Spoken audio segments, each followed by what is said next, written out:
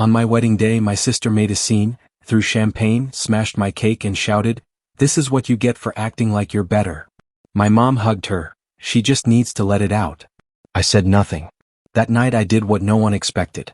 On my wedding day, my sister made a scene, threw champagne, smashed my cake and shouted, "This is what you get for acting like you're better."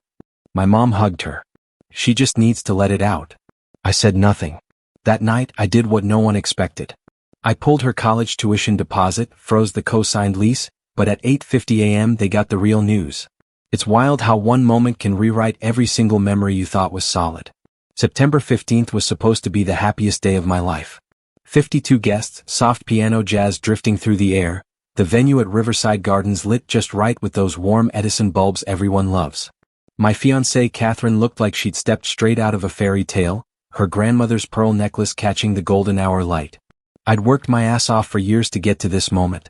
Consulting gigs that took me from Portland to Phoenix, red-eye flights where I'd sleep in uncomfortable airport chairs, getting underpaid by clients who knew I was hungry and desperate to prove myself. But I finally made something of myself. I thought for once I was allowed to celebrate that achievement. My sister Vanessa didn't see it that way. She came late. That should have been my first warning sign. The ceremony was already over, photos taken, cocktail hour in full swing.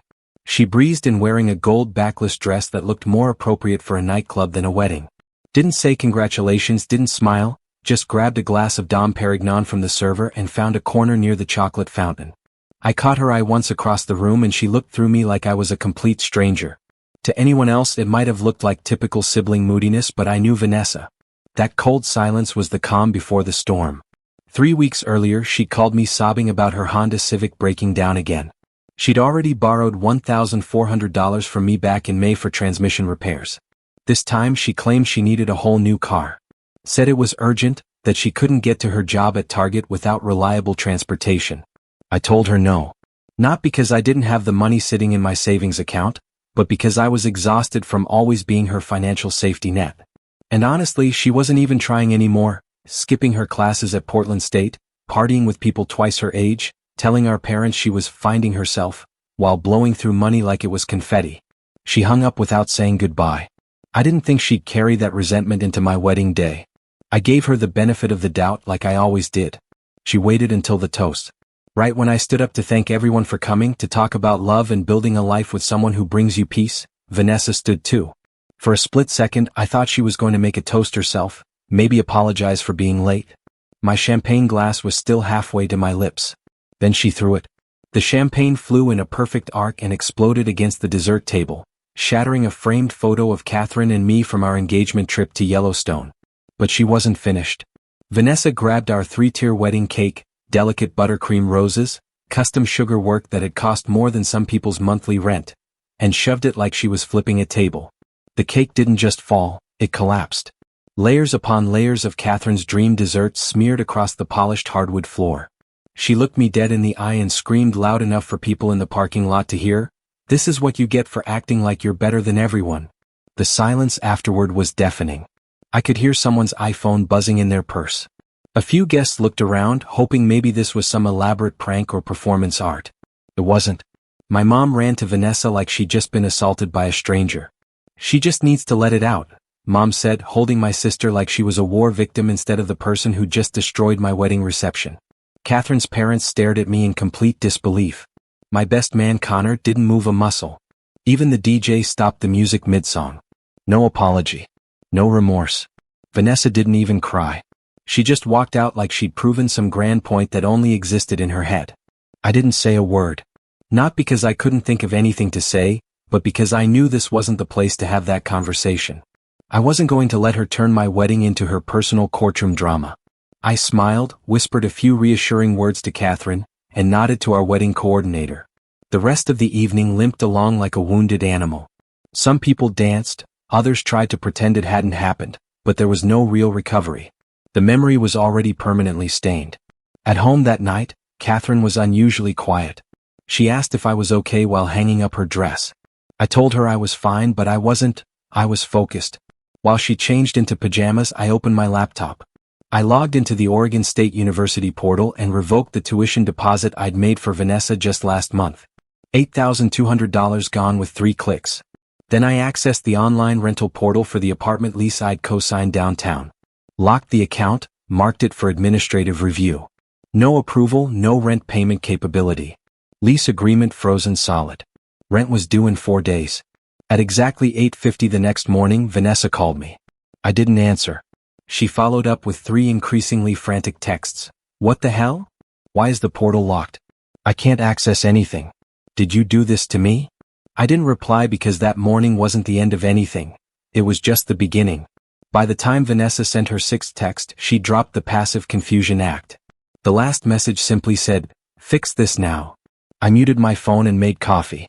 I didn't tell Catherine right away, not because I was hiding it, she would have supported my decision anyway, but because I wanted a moment to enjoy the silence. The wedding was over. The chaos had passed. And for the first time in years, I'd stopped being Vanessa's personal ATM machine. Around noon my mom called. I let it ring until voicemail. Her message was predictably dramatic. Your sister's very upset, Nicholas. She feels abandoned and doesn't understand why you're being so cruel. Call me back immediately. The irony was suffocating. Vanessa wasn't abandoned when I co-signed her lease at 23rd Avenue Apartments, or when I paid her security deposit, or when I covered her overdraft fees 3 times in 6 months. She wasn't abandoned when I bailed her out of that disastrous Airbnb situation in Seattle, or when I sent her $600 just until Friday, which turned into radio silence for 5 weeks. Nobody called to ask how I felt then. Vanessa didn't contact me for 2 days after the wedding. Then she showed up outside our apartment building on Burnside Street. Catherine spotted her through the peephole and refused to open the door. Vanessa banged for about 10 minutes, loud rhythmic knocks like a child throwing a tantrum. Catherine finally cracked the door open and asked what she wanted. Vanessa didn't even say hello, just launched straight into her demands. She had 4 days to pay rent, had already blown through her target paycheck on God knows what, and was banking on that tuition deposit.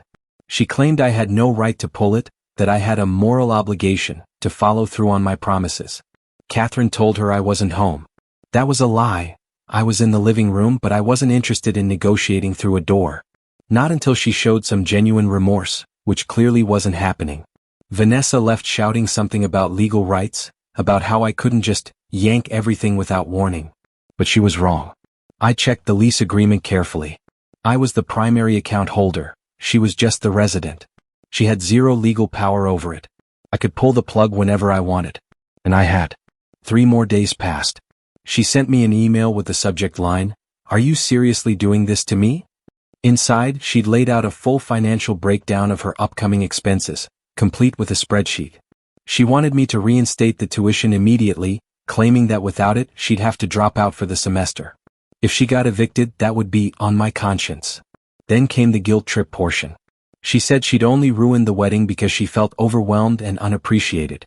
That I should have understood she was struggling. That I was the only person in our family with real money, and that success was making me heartless and arrogant. I didn't respond. Instead, I forwarded the entire email to Catherine with a note, "Your turn to read the circus." That's when Vanessa escalated things. She showed up again, but this time she waited until Catherine got home from her job at the architectural firm. Vanessa tried to slip through the building's entrance behind her, but Catherine wasn't having it. She grabbed Vanessa by the arm, dragged her back into the hallway, and told her if she ever tried that stunt again, she'd call the Portland police. Then, without any warning, Catherine grabbed a fistful of Vanessa's hair and shoved her down the hallway. No drama, no screaming, just clean, decisive force. Vanessa shrieked and stumbled backward, but Catherine didn't even flinch. She shut the door and locked it like she'd just taken out the recycling. 10 minutes later, my phone lit up. This time it was my dad calling from his office at the insurance company. He started with a heavy sigh. "Look, son, we need to talk about your sister." I asked him what exactly he wanted to discuss. He said Vanessa was spiraling, and that I needed to help her land safely. What she did at the wedding was just raw emotions, and I shouldn't take it personally. I was old enough now to be the bigger person. I told him I'd been the bigger person for years. He said I shouldn't punish her for one bad moment. I corrected him, it wasn't a moment, it was a pattern. I hung up when he started lecturing me about family unity. After Catherine physically removed Vanessa from our building, we didn't discuss it immediately. The silence wasn't awkward, it was peaceful. I poured her a glass of Oregon Pinot Noir and we sat on the couch like nothing had happened. But I could feel something shift between us. Not in a bad way, more like something had settled into place. Catherine had drawn a line in permanent ink, and neither of us had to guess where she stood anymore. Vanessa didn't come back the next day, but she didn't disappear either. She started texting Catherine directly. Not me, Catherine. Apologies wrapped in guilt trips, paragraphs pretending to be mature and reflective, but always ending with some variation of "he owes me this." Catherine ignored every message, finally blocking Vanessa's number after the fourth attempt. Then Vanessa switched tactics. She texted our parents claiming she was being physically attacked and treated like a stray dog by Catherine.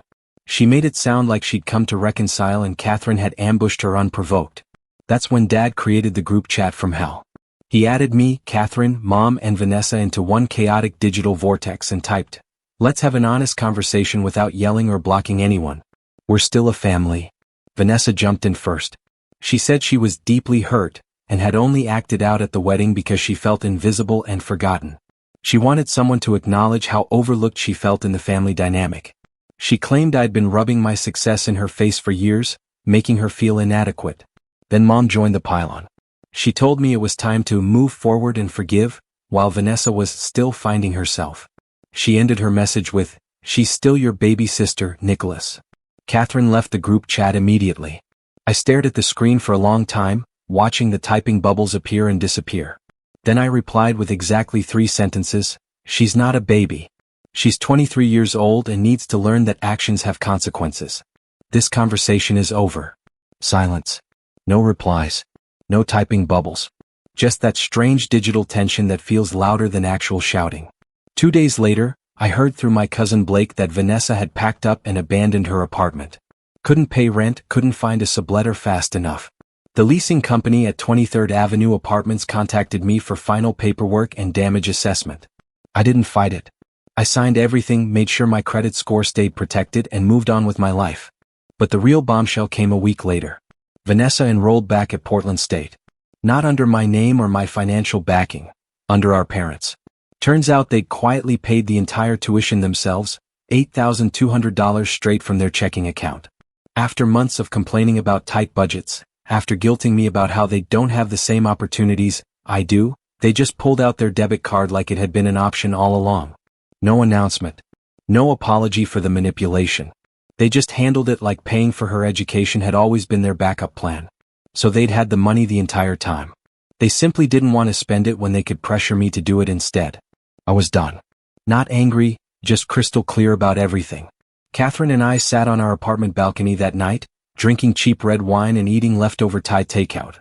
I told her I felt like a decade-long weight had been cut loose from my shoulders. She smiled and said, "Good. Now we can actually live our lives." That was the first night I truly believed her. About a week after Vanessa officially vacated her apartment, things went eerily quiet. No angry texts, no surprise visits, no passive-aggressive social media posts. For the first time in months, it felt like the storm had genuinely passed. Then Mom called. No, "Hi, how are you?" No small talk. Just, "You'll be at your father's birthday party next Saturday, right?" Like nothing had happened. Like my wedding hadn't been sabotaged. Like my sister hadn't caused a scene that people were still gossiping about. I said I wasn't sure about attending. She paused, then said, "Vanessa will be there. I want you two to talk like adults, and I want you to stop being so cold toward her." That phrase hit differently. I was the cold one? Not the person who destroyed a wedding cake and screamed at innocent guests. Not the one who'd been living off my generosity for 3 years. The one who finally said, "Enough." That's who they were angry at. I hung up without committing to anything. That night, Catherine and I made dinner and didn't bring up the conversation until we were halfway through our salmon and asparagus. She said we shouldn't go to the party. I agreed immediately. Then Friday night, the day before Dad's birthday celebration, something even more absurd happened. Vanessa sent me a Venmo request for $2,100. The label read, "For the cake and broken picture frame." Oh, let's call it even face-blowing a kiss. I didn't react at first. I just handed my phone to Catherine and walked out to the balcony to process what I'd just seen. When I came back inside, Catherine had the calmest expression on her face. I asked what she'd written back. She shrugged and said, "She's not going to like my response." 15 minutes later, Vanessa blocked both of us on every social media platform and messaging app. We didn't attend Dad's birthday party, but Vanessa certainly did, and she didn't arrive quietly. She showed up wearing a white jumpsuit that looked suspiciously similar to bridal wear, complete with a plunging neckline and wide leg pants that screamed, "Look at me." Our cousin Blake texted us a photo with the caption, "She's completely lost it." Apparently, Vanessa brought some real estate agent she'd met 2 weeks prior and told half the guests they were moving in together soon. The other half got a different story about big things coming for her career. She kept repeating that phrase over and over, "Big things are coming." That Monday we discovered what those big things actually were. Vanessa had launched a podcast called Golden Child Syndrome, Growing Up in the Shadow. The teaser trailer dropped simultaneously on Instagram, TikTok, and Spotify. In the voiceover she said things like, "I thought family meant unconditional support," and, "Sometimes the most toxic people are the ones who share your DNA." It was so dramatically scripted it felt like community theater. But she wasn't finished. At the end of the promotional video she thanked her sponsor, a mental health app called Mindspace, the exact same one I'd recommended to her 8 months earlier when she called me from a Starbucks bathroom having a panic attack. She'd signed an actual sponsorship deal. They reposted her content across their platforms. She gained over 12,000 views in 24 hours, with comments full of people calling her brave and inspiring, asking for advice about their own family situations. I didn't care about the podcast itself, but something about it felt unsettling, like I was slowly being written into someone else's fictional narrative. Then came the twist I never saw coming. She emailed me directly. Subject line, "Let's have a real conversation." The message was surprisingly short and composed. "I'd like to meet in person. No drama, no arguments, just an honest talk. I have things I want to share with you. I think you'll be proud of how much I've grown." No accusations, no name calling, just perfectly measured wording that didn't sound like her at all. Catherine read it twice and said, "She's not trying to fix anything. She's setting up some kind of trap." I replied with one simple line, "Catherine will be there too." Vanessa never wrote back. But I had a feeling this wasn't over. And I was absolutely right. 3 days after the email, my parents showed up at our apartment unannounced. No phone call, no warning. Just rang the doorbell at 7:30 p.m. while Catherine and I were eating dinner and watching Netflix. I opened the door halfway, didn't say anything. Dad gave a little wave like this was a casual neighborly visit. Mom had her purse clutched over her shoulder like she'd been planning to stay for hours. She said, "We just want to talk calmly about everything." I told them they had 5 minutes maximum. They walked in anyway, completely ignoring my boundary. Catherine stayed in the kitchen with her arms crossed, not speaking. She wasn't going to perform fake politeness. Everyone knew exactly where she stood. Mom went first, explaining that Vanessa was going through a transformative period and had made mistakes she regrets deeply. The podcast was just her way of processing trauma, and I shouldn't take it personally. Then Dad added, "She wants a relationship with you. She just doesn't know how to express it properly." I asked if Vanessa had actually said any of that, or if they were just hoping I'd fall for their narrative. They didn't answer directly. Then Mom dropped the real bombshell. "She's moved back in with us temporarily, just until she figures out her next steps." Catherine let out a breath loud enough for everyone to hear. The picture was finally complete. They'd paid her tuition out of their own pocket. They'd let her move back into their house. And they were here now not to ask me for anything, but to make sure I didn't make life harder for their precious daughter. They weren't mediating, they were managing the situation to protect her from consequences. I asked them point blank if either of them had ever told Vanessa that what she did at my wedding was wrong.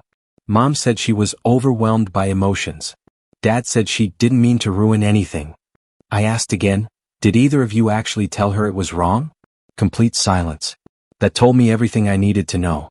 They weren't angry at her behavior, they were embarrassed by it. And the easiest way to make that embarrassment disappear was to shift responsibility onto me. I told them I was completely done with the financial support, the guilt trips, the emotional manipulation. If they wanted to keep funding her lifestyle, that was their choice, but it wouldn't involve me anymore.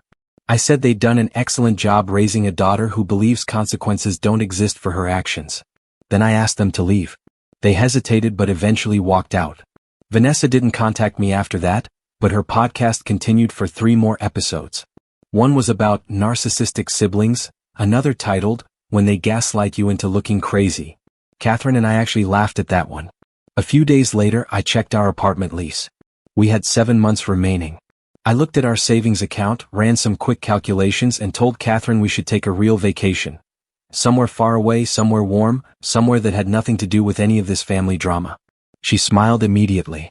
The next morning we booked round-trip flights to Maui. We were leaving in 5 weeks.